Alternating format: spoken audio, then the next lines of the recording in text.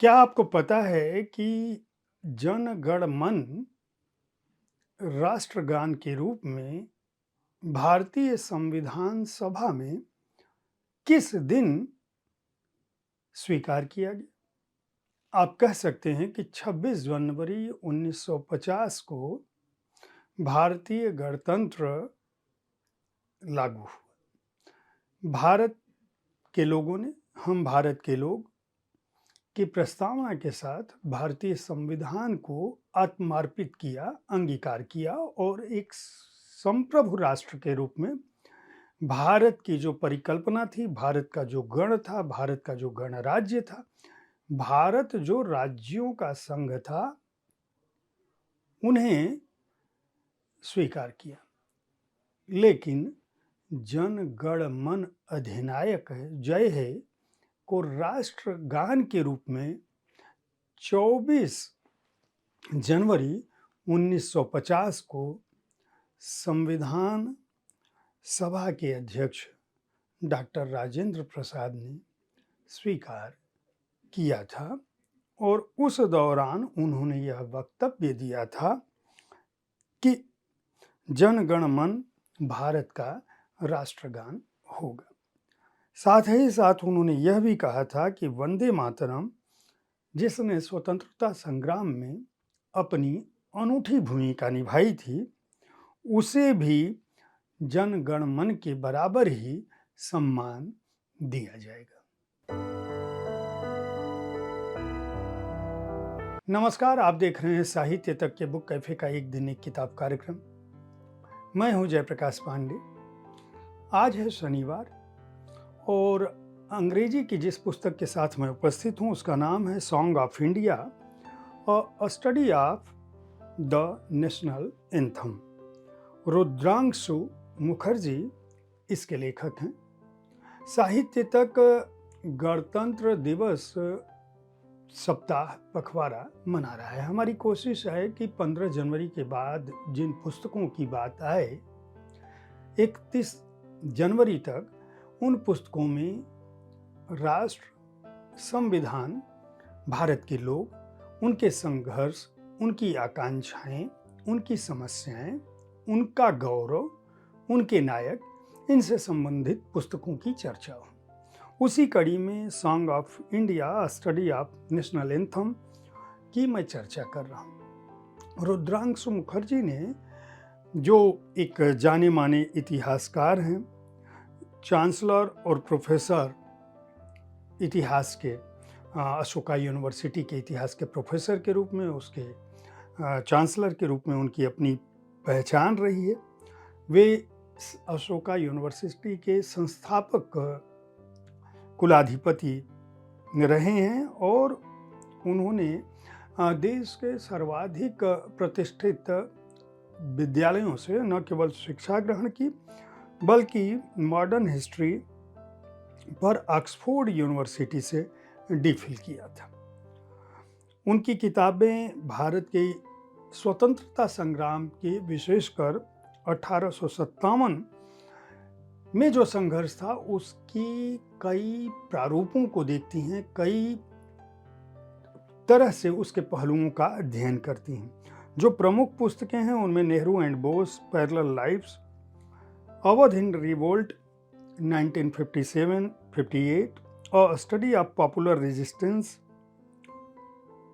Spectre of violence, the massacre in Kanpur in 1857, revolt against the Raj, ये पुस्तकें उनकी प्रकाशित हो चुकी हैं। अन्य पुस्तकें भी हैं जिनमें बेगम and Rani, Hazrat Mahal and Lakshmibai in 1857, Tagore and Gandhi, walking alone, walking together, ये शामिल हैं, जिन्हें कई पुरस्कार भी मिल चुके हैं।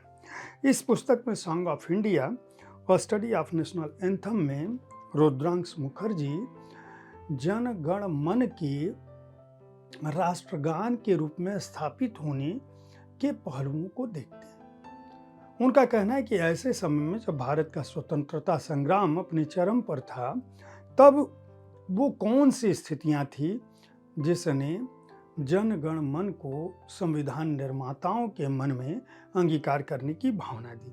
उनका कहना है कि दरअसल इस सॉन्ग के, इसका जो संगीत है, इसका जो गान है, वह अपने आप में भारत के गौरव को स्थापित करता है। भारत की जो एकता है, अनेकता में एकता, भारत की जो संस्कृति है, भारतीय भाषाओं और भारतीय राज्यों के बीच जो अपनापा और बहनापा है, हमारी जो नदियां हैं, हमारे जो पर्वत हैं, हमारी जो घाटियां हैं, हमारी जो सभ्यता है, उन सब का गौरव गान बहुत ही सहज और सरल शब्दों में आता है। इस पुस्तक में उन्होंने गुरुदेव रविंद्रनाथ टैगोर के पारिवारिक पहलुओं को भी लिखा है। उन्होंने उस परिवेश का उल्लेख किया है जिसमें रविंद्रनाथ टैगोर की निर्मित होती है। किस परिवार के वो थे, किस तरह से उनका परिवार जो है वह कोलकाता में स्थापित होता है, किस तरह से समाज में उस समय बंगाल में जिस तरह से अंग्रेजों की कूटनीति थी, बंग विभाजन के दौरान अंग्रेजों ने क्या कुछ किया था और किस तरह से हिंदू मुसलमानों को अलग करने की कोशिश हुई थी। बंग विभाजन केवल एक क्षेत्र का विभाजन नहीं था, बल्कि हिंदू बहुल आबादी को और मुस्लिम बहुल आबादी को अलग अलग करने की अंग्रेज़ों की चाल थी, जो हमेशा के लिए भारत को विभाजित और मुसलमानों और हिंदुओं को विभाजित करना चाहते थे।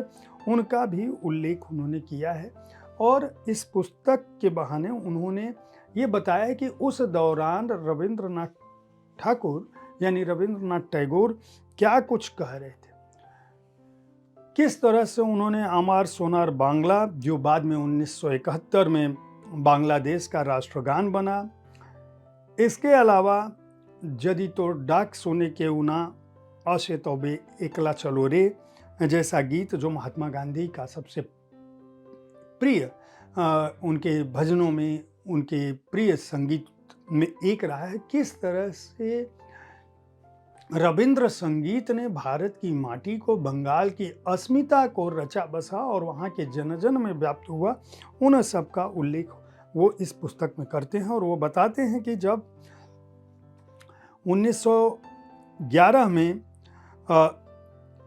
रविंद्रनाथ टैगोर ने जन गण मन को एक तरह से लिख दिया था और उसका म्यूजिक भी कंपोज कर दिया था, लेकिन वह राष्ट्रगान के रूप में संविधान सभा में स्वीकार किए जाने से पहले ही दुनिया भर में चर्चित होने लगा था।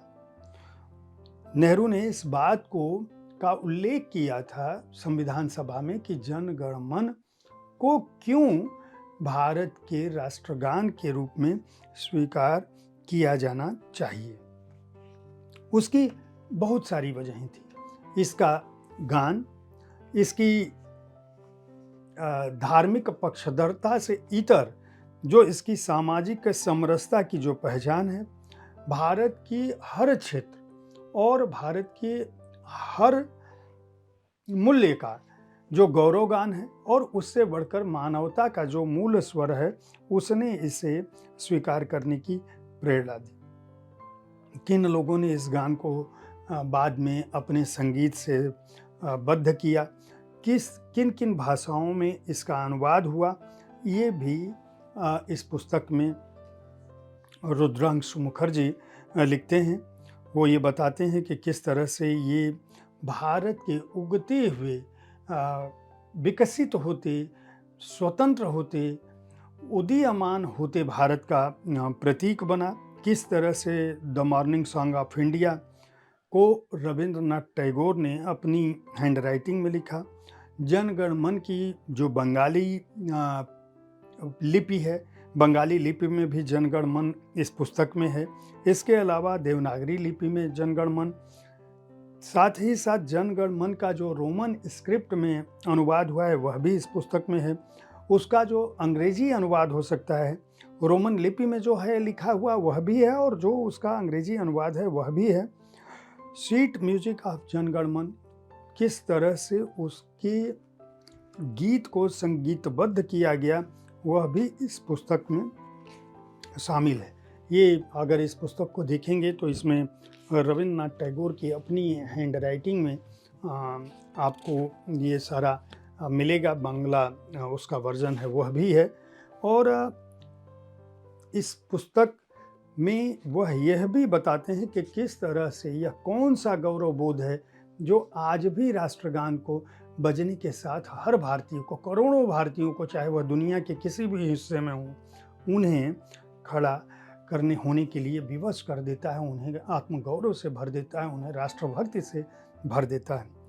इसमें एक QR कोड भी है इस पुस्तक में, जो रविंद्रनाथ टैगोर ने जिस तरह से जनगण मन को गाया था, सीधे उस लिंक पर आपको ये ले जाएगा।